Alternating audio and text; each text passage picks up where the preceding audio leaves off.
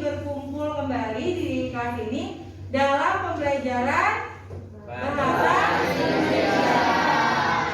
Apa kabarnya? Baik. Baik, sehat?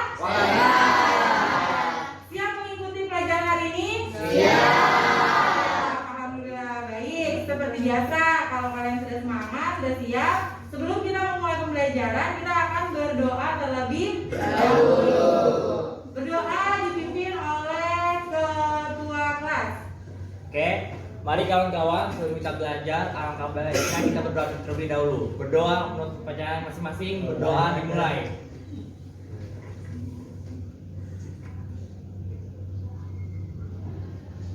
Berdoa selesai. Mengecek kehadiran kalian terlebih dahulu di kelas. Yang namanya dipanggil silakan merespon ya. Baik, Bu. Baik, Bu. Sekarang ada di kelas? 10 kali 2. Baik ya. Ibu akan mengaksesi terlebih dahulu. Yang pertama ada Aizatul izin ya. Baik. Kemudian ada Arya. Hadir. Hadir. Kemudian ada Tasya. Hadir, Bu. Hadir. Tia. Hadir. Hadir. Yuliana. Hadir, Bu. Dan terakhir ada Zaki. Hadir, Bu. Hadir juga, alhamdulillah. Baik.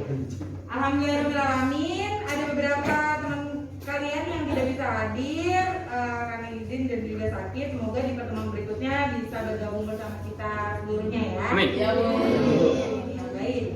Sebelum kita melanjutkan ke materi berikutnya, kira-kira apakah kalian masih mengingat materi teks biografi yang sebelumnya sudah kita pelajari pada pertemuan sebelumnya? Masih ingat atau tidak? Masih. Ada apa saja? Definisi, Betul. struktur, dan kaidah Pembahasan. Betul ya. Jadi Ibu ingin mengulas sedikit. Siapa yang masih ingat definisi dari teks biografi? Boleh, Fani, silakan.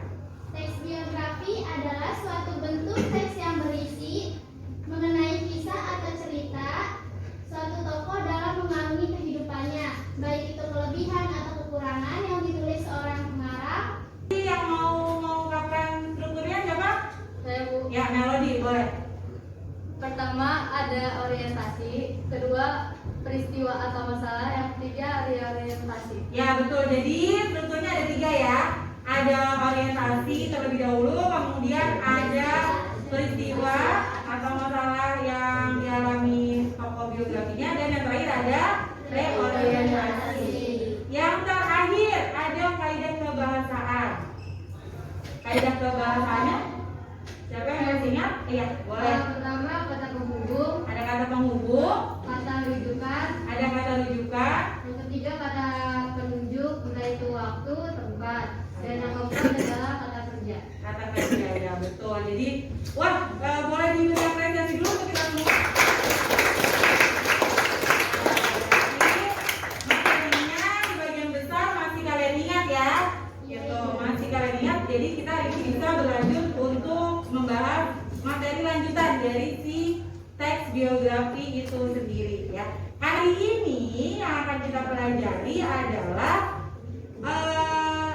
tentang bagaimana menganalisis karakter unggul yang bisa kita teladani dari tokoh dalam teks biografi. Betul. Jadi tujuan pembelajaran kita pada hari ini sudah pasti ya, kalian diharapkan bisa untuk menganalisis karakter unggul dari tokoh biografi dan untuk diteladani dalam kehidupan sehari-hari. Seperti itu.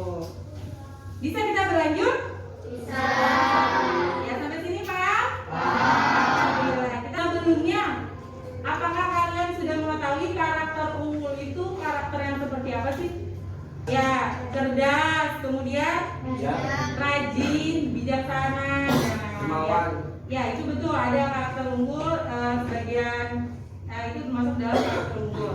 Nah, untuk memahami lebih jauh mengenai karakter unggul dari tokoh biografi itu sendiri, kita akan menyaksikan sebuah video tayangan dari salah satu tokoh terkemuka di Indonesia. Kalian pasti tahu ya. Iya, Bu. Nanti dari video tersebut kalian amati ya. Kalian amati, kemudian kalian cari kira-kira karakter unggul apa yang dimiliki oleh tokoh dalam video tersebut. Sampai sini? Hai Pahamers, selamat datang di channel Aku Paham. Terdengar nggak sampai bawah? Jelas ya? Tapi bisa inspiratif tentang seorang tokoh yang sudah pasti tidak asing lagi di para Pahamers. Yaitu Baharudin Yusuf Habibie atau yang lebih dikenal dengan B.J. Habibie. Presiden Republik Indonesia yang ketiga sekaligus Partai Demokrasi Indonesia yang lebih dikenal dunia dengan julukannya Mr. Crack sejak dia menemukan rumus faktor Habibie.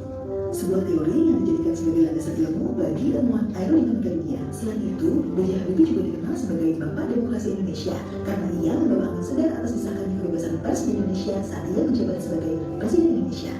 Bagaimana perjalanan B.J. Habibie menjadi teknokrat sekaligus negarawan? Inilah kisah selengkapnya. Presiden Soeharto mengumumkan pengunduran diri di Istana Merdeka, Jakarta, sehingga ia harus menggantikan Soeharto menjadi Presiden RI. Pada tahun 1999, ia mengesahkan UU Kebebasan Pers dan Otonomi Daerah.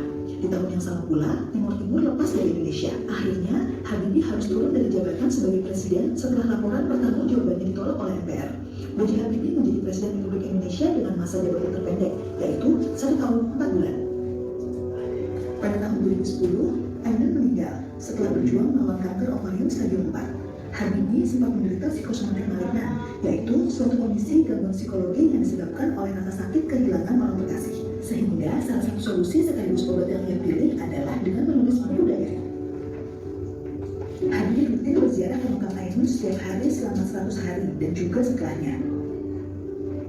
Pada tahun 2012, kisah cintanya diabadikan dalam sebuah film berjudul Habibie dan Ainun yang sukses diperankan oleh Reza Rahadian dan Bunga Citra Lestari.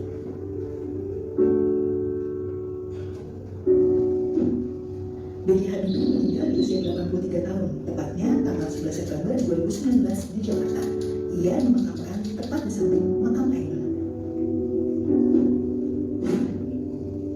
B.J. Habibie mengajarkan kita bahwa keberhasilan bukanlah milik orang yang pintar, tapi milik mereka yang senantiasa berusaha.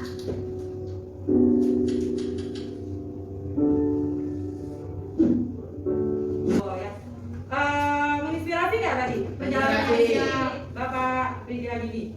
Sangat sekali. Ya. Apa saja kira-kira? Ada nggak karakter unggulnya tadi di dalam? Ada. Banyak ya? Ya. Salah satunya coba Ari bisa mengungkapkan. Kerja keras, So kerja keras, rajin, tekun, tekun, memiliki rasa ingin tahu yang tinggi. ya memiliki rasa ingin tahu yang tinggi gitu. Terus apa lagi? Yang lainnya? Kenapa? Pantang menyerah, betul. Kemudian Berhasil. Ikhlas, Bu. ikhlas. Kata poin dihentikan dia langsung misalkan karena kekurangan dana. Oh ya, jadi walaupun terpaksa ya proyek impiannya yang pesawat N2000 tadi tetap berhentikan, tapi dia tetap ya apa dan tetap lanjutkan hidupnya dengan tetap berkarir ya. Jabatan yang diduduki oleh beliau semua jabatan strategis ya. Menteri, kemudian wakil presiden, kemudian jadi presiden seperti itu. Semuanya didapatkan bukan dengan mudah seperti itu ya. Semua berkat kerja kerasnya beliau seperti itu ya. Jadi tadi kata quotes-nya B.J. Habibie apa? Keberhasilan bukanlah Orang pintar. Orang berusaha. yang tahu berusaha. Jadi kita akan memulai sesi diskusi kelompok sesuai dengan kelompok yang sudah terbagi. Kelompok 1, 2, 3, 4 yang mana? 4 dan 5. Baik. Ya, kelompok 4 dan 5 di belakang ini. Ya. Nanti kalian akan dibagikan lembar kerja, ya, lembar kerja siswa seperti ini. Masing-masing kalian akan menuliskan jawaban di lembar kerjanya masing-masing, ya. Tapi kalian cari jawabannya berdasarkan diskusi kelompok. Bu boleh cari referensi di internet atau seperti apa boleh. Ya, cara mencarinya atau tambahan-tambahan informasi mengenai si tokoh yang akan kalian analisis nanti. Sesuai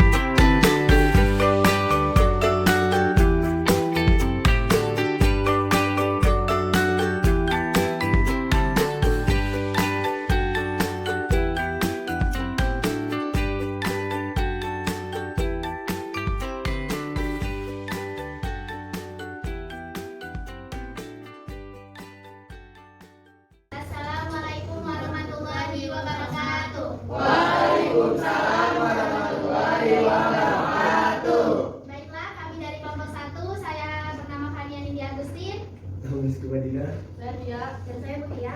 Baiklah, kami akan memaparkan tentang karakter unggul dari tokoh Andrea Hirata. Yang pertama yaitu periang dan inspiratif. Kutipannya yaitu Andrea Hirata mempunyai sifat periang dan selalu berjuang tanpa menyerah. Sudah sepantasnya sosok yang penuh inspirasi ini dikenal oleh seluruh dunia. Yang ketiga, karena menyerah. Andrea tumbuh dalam keluarga miskin yang berempat tinggal tidak jauh dari pertambangan timah milik pemerintah yaitu PN Timah. Sekarang penerima TBK dengan penuh perjuangan, Andrea berhasil masuk ke Universitas Indonesia. Di Fakultas Ekonomi, setelah lulus dari UI, Andrea kemudian mendapatkan beasiswa Uni Eropa untuk studi masternya. Dan dari kami, wassalamualaikum warahmatullahi wabarakatuh. Waalaikumsalam warahmatullahi wabarakatuh. Boleh ada siapa lagi untuk yang Ibu ulas sedikit ya. Jadi tadi yang disampaikan untuk perwakilan dari kelompok 1 tentang novelis yaitu Andrea Hirata. Dia adalah karya yang terkenal adalah Laskar Pelangi. Kemudian lagunya juga diciptakan oleh dinyanyikan oleh grup Beniji, dan pada saat itu juga filmnya pun novel ini difilmkan dengan judul yang sama yaitu Laskar Pelangi. Semua produknya baik itu buku, kemudian film dan musiknya menjadi salah satu karya yang sampai saat ini masih sangat digemari, banyak penggemarnya, kemudian menginspirasi banyak orang seperti itu. Jadi penghujung pembelajaran, di bagian akhir pembelajaran, pertama-tama Ibu akan bertanya dulu, apakah kalian sudah memahami materi pembelajaran hari ini? Sudah. Kita belajar apa hari ini? Apakah ada bagian yang masih belum kalian pahami? Bisa ya kalian, karena mencari karakter unggul dalam teks biografi tokoh itu tidak terlalu sulit seperti itu ya. Kemudian apakah ada manfaat dari pembelajaran hari ini? Ada. Apa saja manfaatnya? Manfaatnya kita bisa mengetahui tentang semua teks biografi. Teks biografi tokoh, kita bisa tahu teks biografi tokoh. Kemudian Cara menganalisa keunggulan tokohnya kita tahu. ya, cara menganalisa keunggulan tokoh biografi kita menjadi tahu. Kemudian karakternya bisa kita pelajari atau tidak? Bisa. Bisa kita contoh atau tidak? Bisa, betul ya. Jadi banyak manfaat yang kita dapatkan dari mengetahui karakter dari tokoh biografi seperti itu. Kemudian berarti alhamdulillah semuanya secara umum sudah memahami materi pembelajaran hari ini ya. Baik. Kalau begitu, tadi kalian sudah mengerjakan semua? Sudah selesai semua? Ya. Lembar kerjanya nanti dikumpulkan ke depan sesuai dengan kelompoknya. Jadi mari bersama-sama kita berdoa yang akan dipimpin oleh ketua kelas kembali. Mari kawan-kawan, sebelum kita pulang ke rumah masing-masing, alangkah baiknya kita berdoa menurut kepercayaan masing-masing. Berdoa dimulai.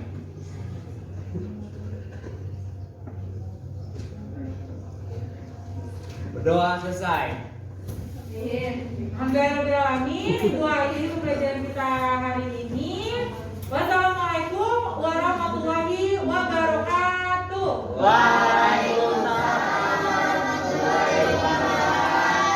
Sampai ketemu di pembelajaran berikutnya. Terima kasih.